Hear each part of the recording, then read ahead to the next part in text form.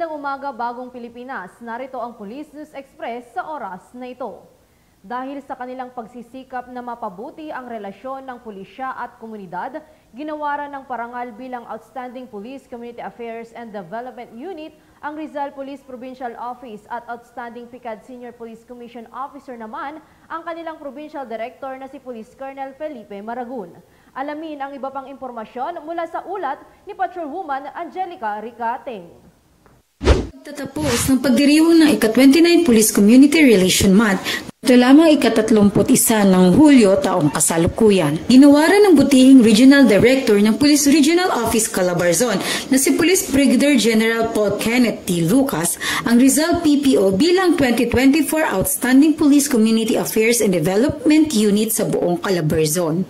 Kinilala rin ang masigasig na Provincial Director ng Rizal Police Provincial Office na si Police Colonel Felipe B. Maragun bilang Outstanding Police Community Affairs and Development Senior Police Commission Officer of the Year. Iginawad ang naturang parangal para kay Police Colonel Maragun para sa kanyang inilunsad na music diplomacy na inisyatiba na nagpapakita ng iba't ibang talento ng ilang kapulisan ng Rizal upang aliwin ang kanyang mga mahal na Rizalenyo.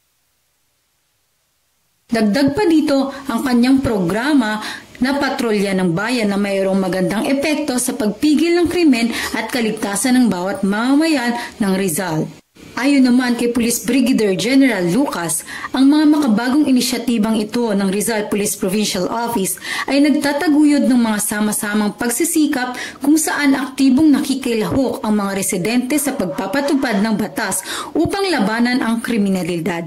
Bukod pa dito, isa sa magandang nagawa ni Police Colonel Maragun sa lalawigan ng Rizal ay ang pag-install ng mga solar street lamps sa mga liblib na bahagi ng lalawigan, kasama ang iba't ibang stakeholders. Sa pagpapalagay ng kabuuang 162 solar-powered lights sa 14 na munisipalidad ng lalawigan, nabawasan ang mga krimen sa kalsada. Kahanga-hangang gawain ito ng mga kapulisan ng Rizal ay isa lamang patunay na palaging handang maglingkod sa bawat mamamayan na walang pag-aalinlangan upang magkaroon ng magandang ugnayan sa pagitan ng pulisya at mamamayan tungo sa mas nagkakaisang komunidad. Mula rito sa Rizal Police Provincial Office, ako ang inyong Police News Network Correspondent, Patrolwoman Angelica Ricateng. Alagad ng batas, tagataguyod ng balitang pulis. Para sa iba pang napapanahong balitang pampulisya, laging tumutok sa Police News Network. Alagad ng batas, tagataguyod ng balitang pulis.